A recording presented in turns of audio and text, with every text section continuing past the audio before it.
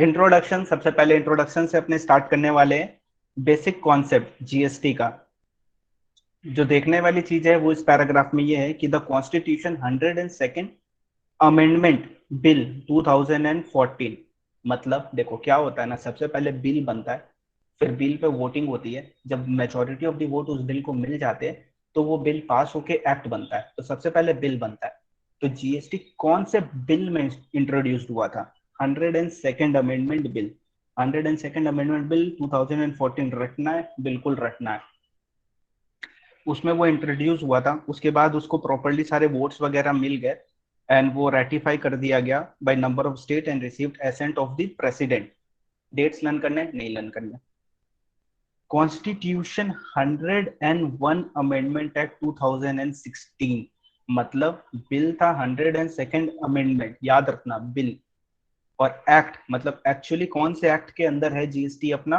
101 amendment act, 101, ये learn करना है, दोनों को अच्छे से समझना है कि दोनों में क्या डिफरेंस है। पहले बिल बनता है, बिल में वोटिंग होती है, मेजोरिटी ऑफ दी वोट्स आते हैं, उसके बाद वो एक्ट में कन्वर्ट हो जाता है। तो ये पैराग्राफ में सबसे इंपॉर्टेंट पॉइंट क्या हो गया अपना? ये दो। ठीक है, मैसेज करो। ऑडिबल है, सब सुनाई दे रहा है, सब ठीक है? ओके चलो फिर प्रोसीड करते हैं। ठीक है, अभी अपने बहुत बढ़िया वाले कॉन्सेप्ट समझेंगे, ठीक है, बहुत मजा आएगा इसमें। जीएसटी क्या है? डेस्टिनेशन बेस्ड टैक्स है, कंजम्पशन ऑफ गुड्स और सर्विस पे लगता है। In nutshell only value addition will be tax and burden of tax is to be borne by final consumer. क्या है? नहीं समझ में आया? कहाँ से समझ में आएगा? थोड़ा पीछे चलना पड़ेगा हिस्ट्री में। तो चलो हिस्ट्री में चलते हैं थोड़ा।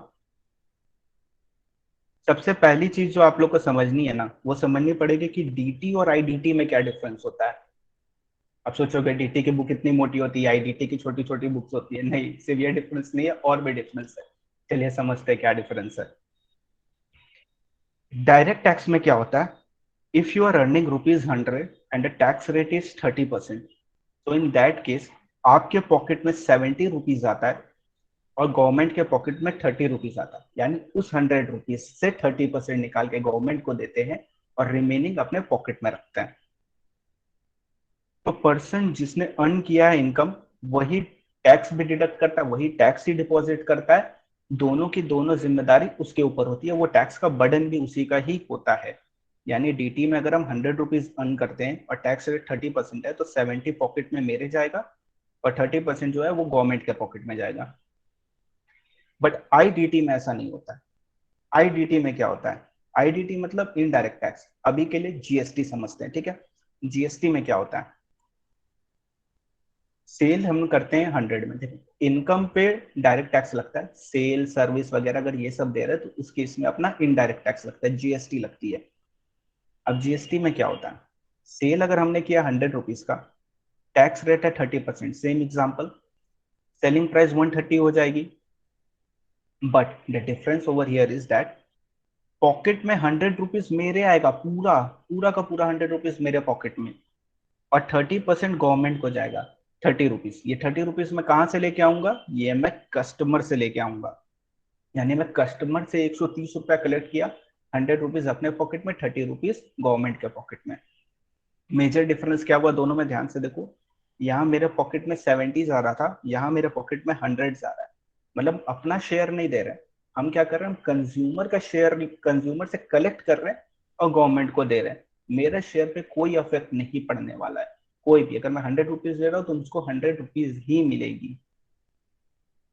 और ये अपने कस्टमर से लेते हैं। तो यहाँ पे टैक्स देने की जिम्मेदारी किसकी? टैक्स की बर्डन किसके ऊपर है? कस्टमर के ऊपर। डिपॉजिट की जिम्मेदारी सेलर की। सेलर को कोई लेना देना नहीं है किसी भी चीज से, वो सिर्फ टैक्स उठाएगा कस्टमर से, गवर्नमेंट को देगा, बस उसका यही जिम्मेदारी है, इससे ज्यादा कोई जिम्मेदारी नहीं है जीएसटी में। अब ये उठा के देना, उठा के लेना, इसको इंग्लिश में क्या बोलते हैं? आईसीआई को क्या बोलता है, हम लोग क्या बोलते हैं? Incidence of tax. इंसिडेंस मतलब burden of tax. Pass on नहीं करते हैं डीटी में, आईडीटी में पास ऑन कर देते हैं। ये एक मेजर डिफरेंस होता है डीटी और आईडीटी में। ठीक है, माइक ऑन कर रहा हूं मैं, सब कोई बोलो। नेक्स्ट पॉइंट पे जब अपने आए तो अपने को क्या पता चला कि जो मैं बोल रहा था जीएसटी आया, ठीक है। अब कुछ समस्याएं रही होंगी, उसी की वजह से जीएसटी आया ना। तो समस्या क्या थी? वैट। अच्छा, वैट समस्या था? नहीं, वैट से पहले भी एक समस्या थी जिसकी वजह से वैट आया। GST is nothing but the advance version of VAT and service tax. तो वैट के एग्जांपल से समझते हैं, ठीक है। वैट देखो, सर्विस टैक्स के पहले कुछ नहीं था, क्योंकि सर्विस टैक्स से पहले हम लोग सर्विस को चार्ज ही नहीं किया करते थे। वैट जो था उसके पहले कुछ टैक्सेस थे, अलग अलग थे, ठीक है। उस वो टैक्सेस में क्या प्रॉब्लम थे जिसकी वजह से वैट आया, फिर समझते हैं वैट में क्या प्रॉब्लम था जिसकी वजह से जीएसटी आया। क्योंकि अगर आप हिस्ट्री नहीं समझोगे तो आप जीएसटी का कॉन्सेप्ट नहीं समझ पाओगे। तो चलिए देखते हैं इस एग्जांपल के तहत। देखो, मिस्टर ए है, ठीक है। Mister A is the first person, यहां से सब स्टार्ट होगा। एक प्रोडक्ट बनाया जिसकी कॉस्ट थी 100 रुपीज।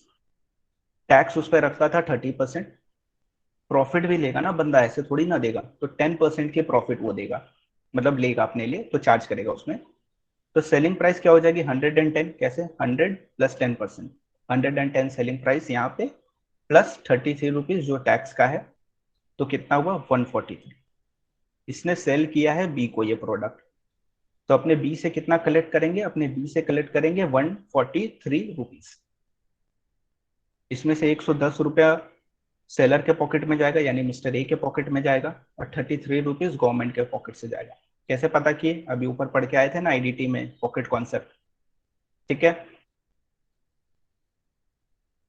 अब जब मैंने बी को सेल किया, ठीक है, तो बी भैया ने क्या किया ना, अपना कॉस्ट 143 रुपीज लिया। क्यों? अरे बी बोलेगा भैया हम 143 रुपया दिए ना, तुम गवर्नमेंट को दो, तुम खुद में रखो, मेरे को उससे क्या, मेरे पॉकेट से तो 143 गया ना, मेरे को तो वो रिकवर करना है ना। तो मैं कॉस्ट रखूंगा 143, मतलब ये प्रोडक्ट मेरे को 143 में आया। चलो बढ़िया है, क्या कर सकते हैं। फिर 143 में को प्रोडक्ट आया, सेम 30% ही टैक्स रेट था। अब मैं भी तो कुछ प्रॉफिट लूंगा ना, तो मैं 12% से प्रॉफिट लूंगा, ज्यादा नहीं। तब मेरे पास टोटल कितना हो जाएगा? 179 रुपीज, ठीक है। 143 प्लस 12% प्रॉफिट प्लस 30% टैक्स, 179। इस 179 में 48 रुपीज जो है वो टैक्स का है, यानी 48 रुपीज जाएगा गवर्नमेंट के पॉकेट में, एंड 179 माइनस 48 जाएगा मिस्टर बी के पॉकेट में। करेक्ट, सिंपल है, कुछ भी कॉम्प्लिकेटेड है नहीं इसमें। प्रॉब्लम क्या हुई? प्रॉब्लम ये हो गई कि 100 रुपीज का माल 179 रुपीज का हो गया। 100 रुपीज का माल ये 179 रुपीज का कहां से हो गया? मतलब क्या ऐड हुआ? सिर्फ प्रॉफिट ही तो ऐड हुई। एक प्रोडक्ट मैंने लिया, उसको मैंने कुछ चेंज नहीं किया, उसमें कुछ किया ही नहीं, और वो सडनली 179 रुपीज का हो गया। तो 80 रुपीज उसमें इंक्रीज हो गया अप्रोक्सीमेटली, और मतलब कुछ भी आया नहीं। और आप ध्यान से देखो तो ये 33 रुपीज पे भी 30% का टैक्स लगा हुआ है। कैसे? चूंकि 33 तो 143 में इंक्लूडेड है ना, ये 143 पे अपने 12% मारे, और उसका 30% किए, तो अपना 179 आया। क्लियर? इसको बोलते हैं कैस्केडिंग इफेक्ट ऑफ टैक्स, मतलब टैक्स पे टैक्स लगना, टैक्स पे टैक्स लगना। तो ये पुराने वाला चीज किसको किसको समझ में आया बोलो? मैं माइक ऑन कर रहा हूँ। तो 8 ले लेते हैं, ठीक है। वो कैलकुलेशन मिस्टेक, ठीक है। ओके ओके ओके, ठीक है। तो अब मेरी बात ध्यान से सुनो, हुआ क्या एग्जैक्टली exactly? अब तो और ज्यादा इंक्रीज हो गया। देखो 100 रुपीज का प्रोडक्ट था और वो 208 रुपीज का हो गया। एड ऑन क्या किए? कुछ नहीं, बस प्रॉफिट ही तो एड ऑन था, और तो कुछ एड ऑन हुआ ही नहीं इसमें। फिर भी इतना ज्यादा इस प्रोडक्ट का दाम हो गया। ये जो एग्जाम्पल मैं दे रहा हूँ ना, ये एग्जाम्पल है आपका बिफोर वैट, यानी वैट आने से पहले ये प्रॉब्लम हुआ करती थी। इस प्रॉब्लम को काउंटर करने के लिए वैट का इंट्रोडक्शन हुआ। अब समझते सेम एग्जांपल को वैट के थ्रू। वैट आया तो मतलब क्या हुआ? सेम मिस्टर ए है, 100 रुपीज है, 30% वैट, वैट 30% याद रखना, प्रॉफिट 10%। तो सेलिंग प्राइस होगी 110, 33 रुपीज हो गया इसका टैक्स अमाउंट, एंड 143 हो गया टोटल है। ये क्या है? यहाँ पे भी तो सेम ही है, तो क्या चेंज हुआ वैट आने से? कुछ तो चेंज नहीं हुआ। देखते हैं, थाम्बा थाम्बा। यहाँ पे इनवॉइस का ब्रेकअप आएगा जो ऊपर नहीं आ रहा था। इसमें 110 रुपया सेलिंग प्राइस है, यानी 100 प्लस 10, वैट 33 रुपीज है। अब 143 अपने बी से लेंगे, क्योंकि अपने बी को सेल किया है, तो 143 बी से कलेक्ट करेंगे। है ये क्या है? 143 तो यहाँ पे भी है, तो डिफरेंस क्या हुआ? वैट लाने से फायदा क्या हुआ? तांबा। Same pocket concept, 33 rupees government में जाएगा और 110 रुपया मेरी जेब में जाएगा। यहाँ तक कोई दिक्कत नहीं है। एंड जब ये मिस्टर बी को सेल हुआ, ठीक है, अब ये मिस्टर बी को सेल हुआ, मिस्टर बी जो यहाँ पे कॉस्ट लेगा वो लेगा 110। 110, ओके। यहाँ पे वो क्या ले रहा था? 143। बट यहाँ पे वो क्या ले रहा है? 110। वाई? द रीजन बीइंग कि गवर्नमेंट ने उसको बोला कि अब मैं झुकेगा, और वो बोला कि जो 33 रुपीज है वो तुम क्या करो, वो तुम मेरे को अभी दे दो, बाद में ले लेना। अभी दे दो, बाद में ले लेना। बोला बाद में कैसे लूंगा? तो बोलता भाई तू बाद में सेल करेगा ना इसको, तू एक प्रोडक्ट ले रहा 100 रुपया का, एक 143 अमाउंट पे करके, और 33 रुपया उसमें वैट है, तो तू उसको आगे सेल करेगा। तो जब तू उसको आगे सेल करेगा ना, तो जो तेरा टैक्स बनेगा ना, उस टैक्स में से सेट ऑफ कर लियो। तो यहाँ पे सेट ऑफ अलाउ कर दिया गया, वैट में सेट ऑफ अलाउ कर दिया गया। अब सेम है, 110 रुपया मैं कॉस्ट लूंगा, क्योंकि 33 रुपीज तो मेरे को बाद में मिल जाएगा ना, गवर्नमेंट बोला है देगा, मतलब भरोसा रखो देगा। वैट 30%, प्रॉफिट वापस से मैं 12% लूंगा।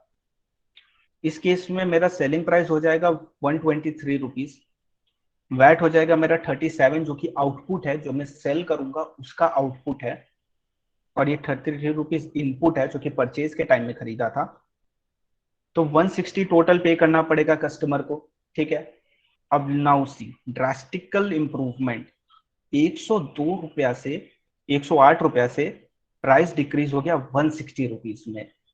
तो वैट आने की वजह से प्राइस भी डिक्रीज हो गया। क्यों डिक्रीज हो गया? क्योंकि हमने टैक्स पे टैक्स नहीं लगाया, हमने सिर्फ वैल्यू एडिशन पे टैक्स लगाया। इसीलिए वैट का क्या नाम है? Value added tax. यानी जैसे जैसे वैल्यू ऐड करते जाओगे वैसे वैसे टैक्स देना पड़ेगा। अब वैल्यू कैसे ऐड करते हैं? चलो कोई मेरे को एग्जांपल दो, वैल्यू एडिशन मतलब क्या होता है? माइक ऑन है, चलो सोचो क्या होता है वैल्यू एडिशन मतलब। ठीक है, तो मैं इसको समराइज करता हूँ। समराइज अगर मैं इसको ऐसे करूँ तो ये बहुत सिंपल सा बना है कि कोई भी चीज या ना, प्रोडक्ट को इंप्रूव करने के लिए वो सब आ जाएगा, मटेरियल, लेबर, प्रॉफिट, या कुछ भी, कॉस्ट प्लस प्रॉफिट, कुछ भी। ओरिजिनल कॉस्ट नहीं, original cost is not the value. So what I basically mean is that कि मैंने एक रिंग लाइट ली, ठीक है, मैंने उस रिंग लाइट पे स्टैंड लगा दिया। अब ये जो मैंने स्टैंड लगा के प्रॉफिट में बेच दिया, तो ये स्टैंड प्लस प्रॉफिट दोनों वैल्यू हो गया, दोनों एडिशन हो गया। बट अगर मैं इस रिंग लाइट को ऐसे ही खरीदता और ऐसे ही बेच देता, तो क्या होता? मैंने तो कोई वैल्यू ऐड नहीं की, फिर भी पहले मेरे को टैक्स लग रहा था। अगर मैं प्रॉफिट हटा भी दूं ना, फिर भी इसमें टैक्स लग जाएगा और इसकी वैल्यू कुछ और आ जाएगी, मतलब कम आएगी लेकिन फिर भी आएगी। बट वो चीज यहाँ नहीं होगी। एक बार इस एग्जाम्पल को पूरा कर लेते हैं। हाँ, करेक्ट, गुड्स पे कोई भी वैल्यू ऐड किया जाता है, करेक्ट। अब इसमें एक और चीज, इसको एग्जाम्पल पूरा कर देते हैं। तो 37 रुपीज आउटपुट टैक्स आया, 33 रुपीज इनपुट वैट था। तो मेरे को, मिस्टर बी को तो सिर्फ 4 रुपीज पे करना पड़ा ना। जहां पहले उसको 48 रुपीज पे करना पड़ रहा था, वहां पे उसने बस 4 रुपीज पे की। तो ड्रास्टिकल मतलब आ गया ना, drop down in the price. और वही एम था वैट का, प्राइस को डिक्रीज करना है। अब अपने जो एग्जांपल पढ़े ना कि सिर्फ वैल्यू एडेड पे टैक्स लगता है, इसीलिए इसको वैल्यू एडेड बोलते हैं, तो चलो इसको एक बार इसी एग्जांपल में देख भी लेते हैं। इस एग्जांपल में हमने क्या वैल्यू ऐड किया? Profit 12%, correct. चलो मेरे को जल्दी बताओ 12% प्रॉफिट कितना होता है? टाइप करो, 110 का 12% प्रॉफिट कितना होता है? 13 राइट, वेरी गुड। अब अगर ये कॉन्सेप्ट सही है, ठीक है, तो 13.2 का सिर्फ 30% ही मेरा टैक्स लगना चाहिए। तो 13.2 का 30% कितना होता है? बताओ जल्दी। कमॉन कमॉन, 4 रुपया समझ लेते हैं, राउंड ऑफ करके 4 रुपया। तो देखो नेट पेमेंट भी 4 ही रुपया की ना मैंने। अब समझे वैल्यू एडेड कैसे हो गया? इसको वैल्यू एडेड टैक्स क्यों बोलते हैं? बस जितना वैल्यू ऐड किया उसी का टैक्स दिया। हाँ, करने का तरीका थोड़ा अलग है, बट एंड रिजल्ट इसका सेम आता है। तो ये हो गई इसकी बात। तो बताओ, वैट और पुराने में सबको समझ में आ गया? माइक ऑन कर रहा हूँ, बोलेंगे। अब आप लोग बोलेंगे कि जब वैट इतना बढ़िया था तो लाया ही क्यों जीएसटी? नीड क्या पड़ी जीएसटी लाने की जब वैट इतना बढ़िया था? तो प्रॉब्लम यहाँ ये आई ना, वैट जो था ना वो स्टेट वाइज था। मतलब वेस्ट बंगाल अपना वैट लगा रहा है, महाराष्ट्र अपना वैट लगा रहा है, राजस्थान अपना वैट लगा रहा है, दिल्ली अपना वैट लगा रहा है, सब अपने अपने वैट लगा रहे हैं। और इन दोनों के बीच में जब ट्रांजैक्शन होता था स्टेट वाइज तो सीएसटी लगता था। तो इसकी वजह से काफी ज्यादा प्रॉब्लम आ रहे थे, क्योंकि कॉन्सेप्ट क्या था? द मेन कॉन्सेप्ट ये था, सेट ऑफ। ये ही फुलफिल नहीं हो रहा था ना। प्रॉब्लम ये था, जब एक दूसरे के स्टेट्स में ट्रांजैक्शन हो रहे तो सेट ऑफ नहीं मिल पा रहा था तब। सिर्फ मतलब एक अपने ही स्टेट में चल रहा था ये गेम। तो इसको ऑल इंडिया लेवल ले जाने के लिए अपने को जीएसटी को इम्प्लीमेंट करना पड़ा। चलो एक बारी मैं इसको आप एग्जांपल भी दिखा देता हूँ आपको। देखो, बिफोर जीएसटी क्या हुआ करता था? बिफोर जीएसटी मैंने एक सर्विस दी, ठीक है? वो सर्विस 50,000 की थी, 15% उसमें सर्विस टैक्स लगा। तो 7,500 रुपीज मेरे को गवर्नमेंट को देना है। मैंने बाई किया ऑफिस सप्लाई, यानी मैंने कुछ सामान खरीदा, तो उस पर वैट लगा, ठीक है? 20,000 का सामान था, 5% वैट लगा, यानी 1,000। अब क्या प्रॉब्लम है? सर्विस टैक्स और वैट आपस में सेट ऑफ होंगे नहीं, क्योंकि अलाउड नहीं है। वैट अपने में सेट ऑफ होगा, और वो भी सेम स्टेट वाला। वेस्ट बंगाल वैट सिर्फ वेस्ट बंगाल से, महाराष्ट्र का वैट सिर्फ महाराष्ट्र से। और सर्विस टैक्स तो एकदम ही अलग हो गया, उससे तो सेट ऑफ होने का कोई वही नहीं है, प्रोविजन। तो उसकी वजह से मेरे को तो अल्टीमेटली 8,500 ही देना पड़ा ना। 1,000 मैंने इनपुट में दिया, वो मैं सेट ऑफ नहीं कर सकता। 7,500 मैंने आउटपुट में दिया, आउटपुट के साथ इनपुट सेट ऑफ नहीं होगा, सर्विस टैक्स और वैट। तो मेरी जेब से तो 8,500 रुपया चले गए ना। कॉन्सेप्ट ही हिल गया ना, वैट वाला जो जिसके लिए उसको लाया गया था। अब जीएसटी आने की वजह से क्या हुआ? अपने सेट ऑफ कर सकते हैं, गुड्स और सर्विस दोनों को एक मान लिया गया है। मतलब गुड्स का भी जीएसटी लगता है, सर्विस में भी जीएसटी लगता है। पहले क्या था? गुड्स में वैट लगता था, सर्विस में सर्विस टैक्स लगता था। ठीक है, वैट के पहले किसी ने पूछा तो सेल्स टैक्स लगा करता था, और सर्विस में कुछ भी नहीं लगा करता था। सर्विस टैक्स के बाद से सर्विस में टैक्स चालू हुआ था। तो इस केस में अपने को 8,000 ही सिर्फ पे करना पड़ा। 8,000 कैसे हुआ? यहाँ ध्यान से देखो, ये 18% है, ये 15% है, इसीलिए। नहीं तो दोनों आपस में सेट ऑफ हो जाते और सिर्फ अपने को 6,500 पे करना पड़ता। तो ये, अब इस लाइन को अगर रीड करेंगे तो अपने को अच्छे से समझ में आएगा। सिर्फ इसी लाइन के लिए अपने को इतना समझना पड़ा। तो GST is a destination based tax on consumption of goods and services. क्या बोला? गुड्स और सर्विस एक हो गई है, दोनों में जीएसटी लगता है, यही लिखा है इसमें। डेस्टिनेशन बेस्ड टैक्स है, क्या है आगे बताता हूं। इन नटसेल, इस लाइन को पढ़ो अच्छे से। Only value addition will be taxed and burden of tax is to be borne by final consumer. Hope so ये लाइन अब अच्छे से समझ में आ गई होगी आप सबको। तो ये पूरा कॉन्सेप्ट क्लियर हो गया। चलो अब आगे बढ़ते हैं, आगे प्रोसीड करते हैं। एक्चुअल डेफिनेशन क्या है, बिल्कुल लर्न करेंगे। एक्चुअल डेफिनेशन है आर्टिकल 366 12A में लिखा हुआ है। आर्टिकल 366 12A लर्न करना है, लर्न करना है, लर्न करना है, बिल्कुल लर्न करना है। इसको हाईलाइट कर देता हूं, इसको लर्न करना है। क्या लिखा है? आर्टिकल 366 12A, उसमें जीएसटी मतलब क्या होता है? Any tax on supply. अब सप्लाई मतलब क्या होता है, उसके लिए डेडिकेटेड पूरा एक चैप्टर है, चैप्टर नंबर 2, उसमें समझेंगे। अभी के लिए बस समझ लो, बेचना। सर्विस के केस में देना, और गुड्स के केस में बेचना, एक बार के लिए ऐसे समझो। तो कोई भी टैक्स जो कि सप्लाई पे हुआ है, गुड्स और सर्विस के, और बोथ, ठीक है? कोई भी टैक्स जो अपने चार्ज किए गुड्स गुड्स के सप्लाई पे, सर्विस के सप्लाई पे, या दोनों की सप्लाई पे, उसको बोलते हैं GST. Except except tax on supply of alcoholic liquor for human consumption. Alcoholic liquor for human consumption में आर्टिकल में ही लिख दिया गया है कि इस पे टैक्स नहीं लगेगा, इस पे जीएसटी नहीं लगेगा। तो अगर इसमें जीएसटी नहीं लगेगा तो इसमें क्या लगेगा? देखो, पहले क्या हुआ करता था ना, मैन्युफैक्चरिंग पे एक्साइज लगता था, फर्दर सप्लाई पे वैट लगता था। अब सिंस इसमें लिखा है कि except taxes on supply of alcoholic liquor for human consumption, दारू, ठीक है? दारू पे वैट और एक्साइज लगता है, करेक्ट। मैन्युफैक्चरिंग पे एक्साइज, फर्दर सप्लाई पे वैट। क्लियर? समझ गया सबको?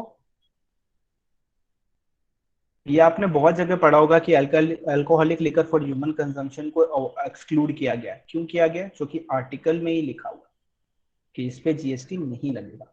रीजन भी बहुत ही, मतलब क्या बोलूं, बट है इसका रीजन यही कि सबसे ज्यादा कमाई स्टेट की, सबसे ज्यादा कमाई स्टेट की किससे होती है? सबसे ज्यादा कमाई स्टेट की होती है अल्कोहलिक लिकर से ही। दारू बेच के ही कमाते हैं वो सबसे ज्यादा। और अगर दारू को जीएसटी में डाल देते तो स्टेट को लॉस हो जाता, इसीलिए दारू को हटा दिया गया है। दारू पे एक्साइज और वैट लगता है इसीलिए, क्योंकि सबसे ज्यादा कमाई दारू से होती है। और आगे एक और बताऊंगा, एक और भी है, वो भी बताऊंगा। तो ये पॉइंट खत्म हो गया। इस पर्टिकुलर पॉइंट में अगर किसी को कुछ डाउट है तो अभी पूछ लो, बाद में भी पूछ सकते हो, मतलब अभी अगर आ रहा है तो पूछ सकते हो। बोलो, माइक ऑन है। अब टाइप ऑफ जीएसटी देख, जीएसटी अकेला नहीं आया, ठीक है, इंडिया में। पहले तो टारगेट यही था कि एक जीएसटी लेके आओ, तभी वन नेशन वाला कॉन्सेप्ट पूरा होगा। बट एक्चुअली वन नेशन वाला कॉन्सेप्ट पूरा नहीं हुआ है, दो वैसे प्रमोट किया जा रहा है। लेकिन ठीक है, वैट से फिर भी बेटर है। अपने इंडिया में आया डुअल जीएसटी। डुअल जीएसटी क्यों आया? इंडिया में फेडरल सिस्टम होता है ना, तो फेडरल सिस्टम के लिए तो डुअल जीएसटी होगा ना। मतलब स्टेट का अलग, सेंटर का अलग। अरे ये तो फिर से वही वाला प्रॉब्लम हो गया जो वैट में हुआ करता था। सेम की सेट ऑफ नहीं कर सकते हैं, एक स्टेट से दूसरा स्टेट में सेट ऑफ नहीं होगा, यही तो सेम प्रॉब्लम होगी। नहीं, इसका सोल्यूशन किया गया आगे। क्या सोल्यूशन है बताता हूँ, ठीक है। हालांकि फुल फ्लेजेड नहीं है, फिर भी बताऊंगा।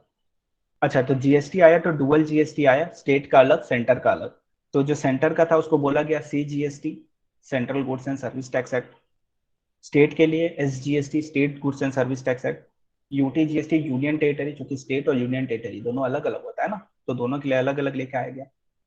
आई जीएसटी लेके आया गया, I GST act 2017। And GST compensation act भी आया इसी के साथ। वो अपने कस्टम में पढ़ेंगे, ठीक है, इसलिए उसको यहाँ कवर नहीं किया। वो कस्टम में पढ़ेंगे उसके बारे में। तो टोटल ये चार एक्ट लेके आए। अब अपने को चार एक्ट पढ़ने हैं क्या? चार एक्ट नहीं पढ़ने, जो इसमें लिखा है ना वही इसमें लिखा है, ठीक है।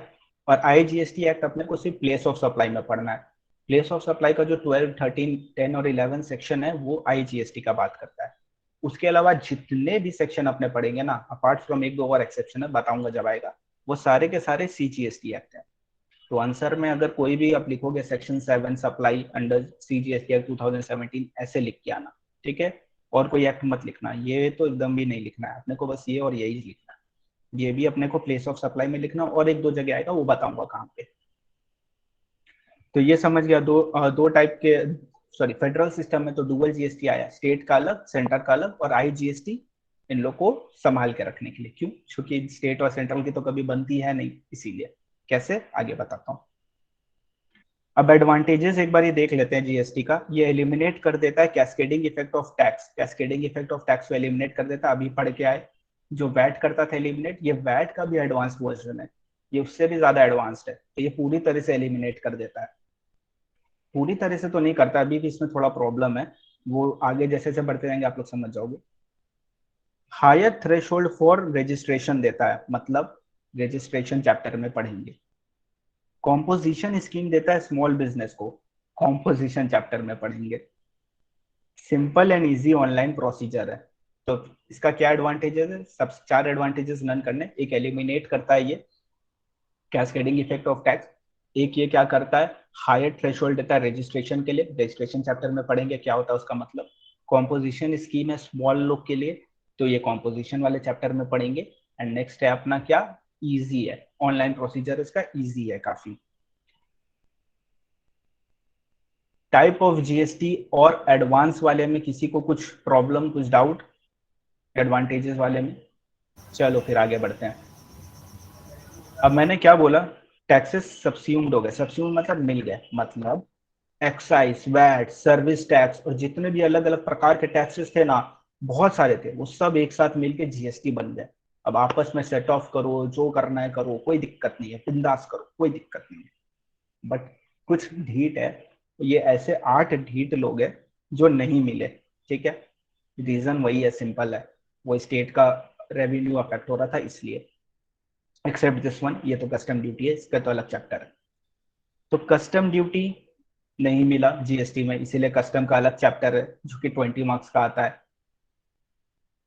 Stamp duty, vehicle tax, excise on liquor, taxes on sale of consumption of electricity, entertainment tax, entry tax and told, toll charges अभी भी लगते हैं, जीएसटी नहीं लगता है उसमें, और road tax.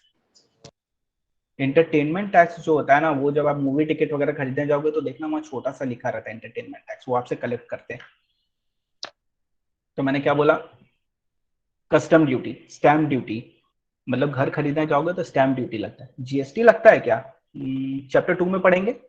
Vehicle tax, excise on liquor, electricity, entertainment, toll, road, 8 है लर्न करने। ठीक है, चलो मेरे साथ सब कोई फटाफट रिपीट करो, माइक ऑन है, स्टार्ट। क्या बोला मैंने, वापस से एक बार सब अपने अपने में कर लेना।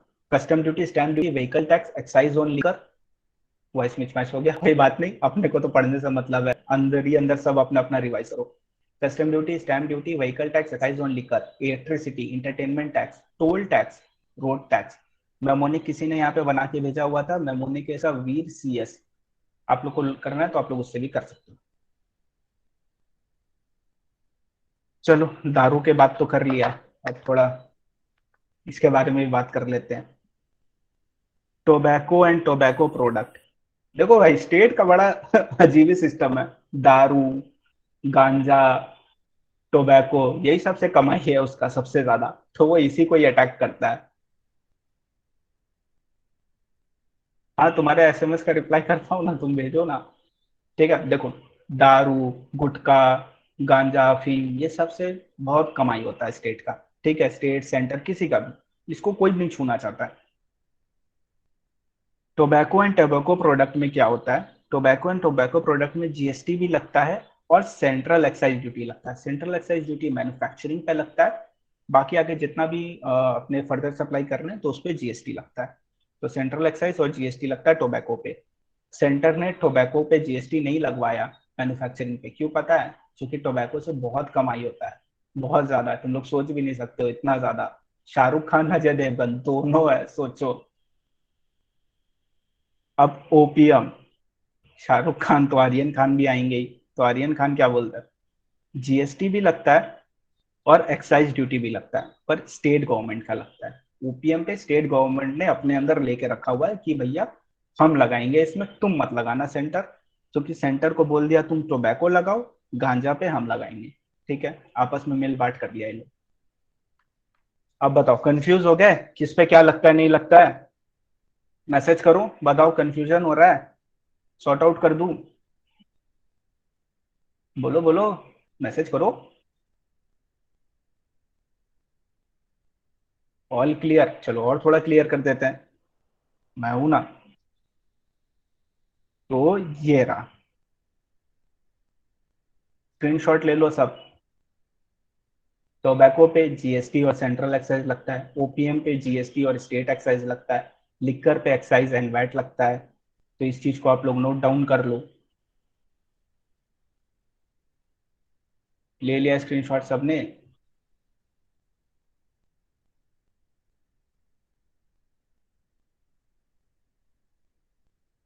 हेलो,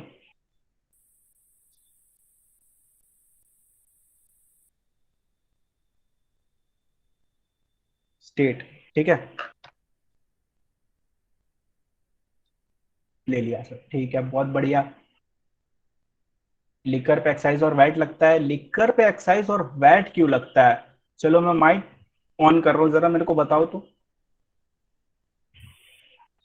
लिकर पे एक्साइज और वैट क्यों लगता है, जीएसटी क्यों नहीं लगता है, इसको तो आरटी पहले कलेक्ट ही बाहर इंक्लूड करता निकाल है। दिया, तो पहले ही यहीं से बाहर इसको निकाल दिया गया। दारू का बिजनेस दारू का ही बिजनेस है, आउट ऑफ जीएसटी पॉल्यू, करेक्ट। चलो ये हुआ। अब बात करते हैं हम लोग नॉन टैक्सेबल सप्लाई। अब ये नॉन टैक्सेबल सप्लाई क्या होता है, नॉन टैक्सेबल सप्लाई मतलब वो सप्लाई होता है, it must be noted that the following item are not out of scope of GST, मतलब ये जीएसटी के बाहर नहीं है, बट अभी जीएसटी रेट इसमें नोटिफाई या अनाउंस नहीं हुआ है, मतलब ये है जीएसटी के अंदर।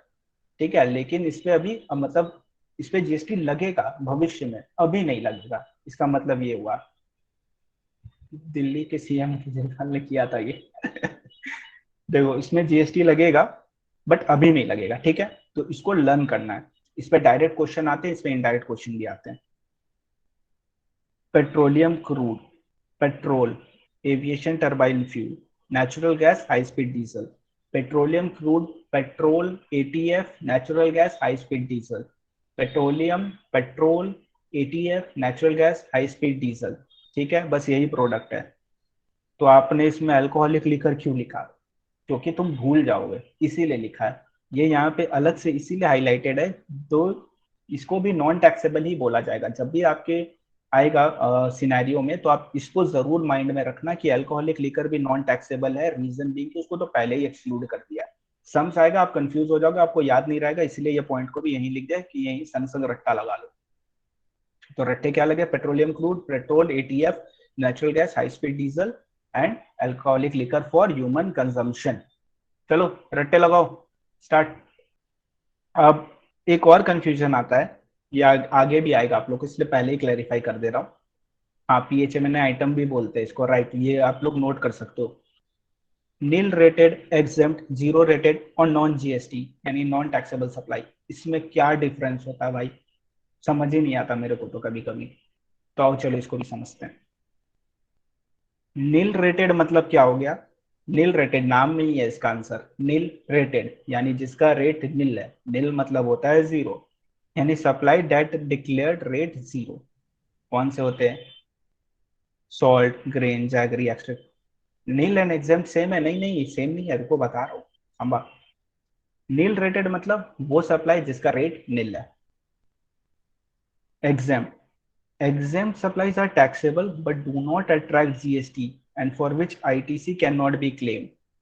ठीक है, exempt सप्लाई कभी भी नील रेटेड नहीं होता। हाँ, उसमें इंक्लूड करते हैं, आगे पढ़ेंगे अपने इसके बारे में डिटेल में, बट अभी बस इतना समझो, exempt are never nil rated. exempt मतलब इस पे टैक्स लगता है, लेकिन मैंने एक नोटिफिकेशन निकाला कि इस पे टैक्स नहीं लगेगा। ये क्या होता है जनरली? मतलब जो मतलब नेसेसिटी है, like milk, fruits, curd, bread. आपका इनफैक्ट हॉस्पिटल में भी है, तो एग्जेम्पशन कवर होगा क्या इस वाले सीरीज में? यस, इस प्रोग्राम, इस पूरे फास्ट ट्रैक में एग्जेम्पशन भी कवर होगा, एग्जेम्पशन चैप्टर भी, तो वहां पे डिटेल में पढ़ेंगे। और नॉन जीएसटी तो अभी पढ़ के आया, पीएचएमएन आइटम वाला। पेट्रोल, पेट्रोलियम, जिसपे कोई रेट नहीं है। नॉन जीएसटी जिसपे टैक्स लगता ही नहीं है। नॉन जीएसटी मतलब या करेक्ट जो अभी पढ़ के आया ना, बस वही, including alcoholic liquor for human consumption.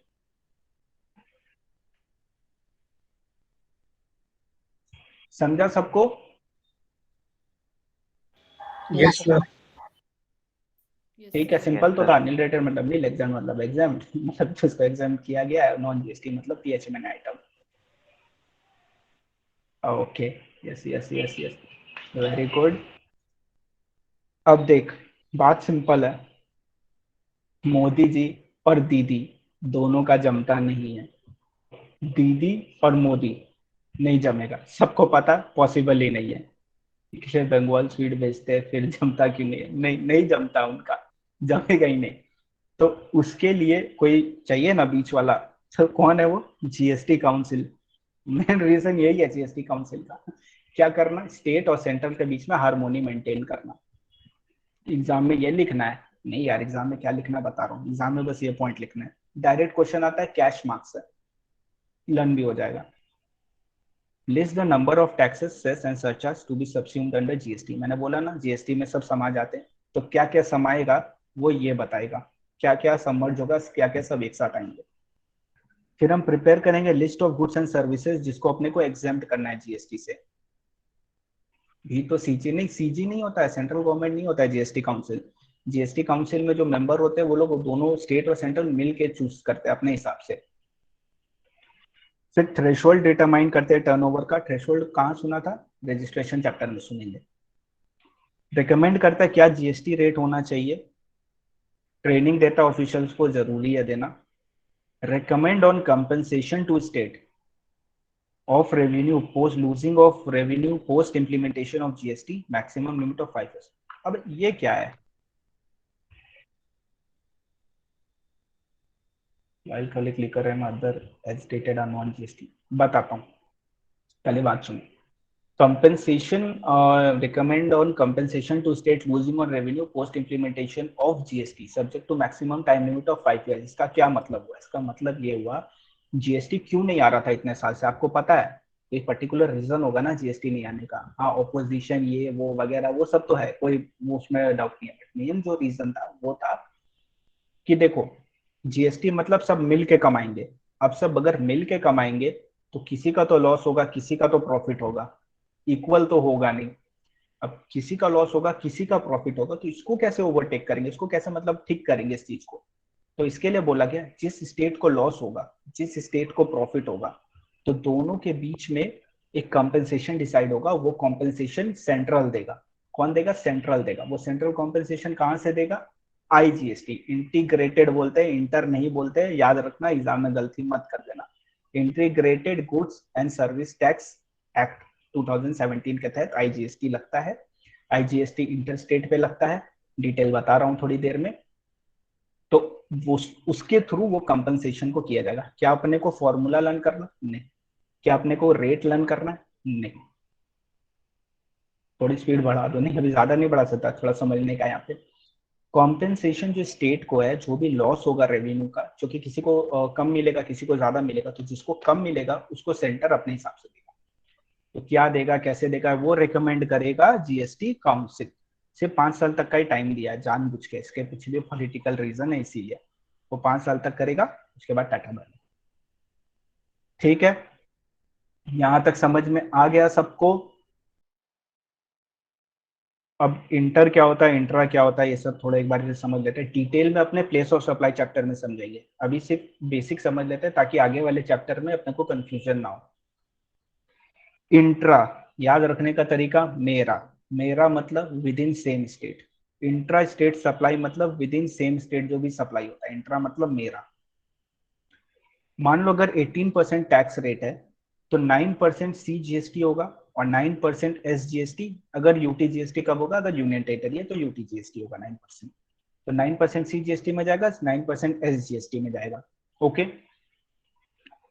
और अगर इंटर स्टेट सप्लाई है, यानी बिटवीन टू और मोर स्टेट, यानी महाराष्ट्र, वेस्ट बंगाल, दिल्ली, कर्नाटका, तो उस केस में इंटर स्टेट में आईजीएसटी लगता है 18%। पूरा का पूरा, पूरा का पूरा जो भी 18% होता है वो गवर्नमेंट के खाते में चला जाता है। क्यों जाता है?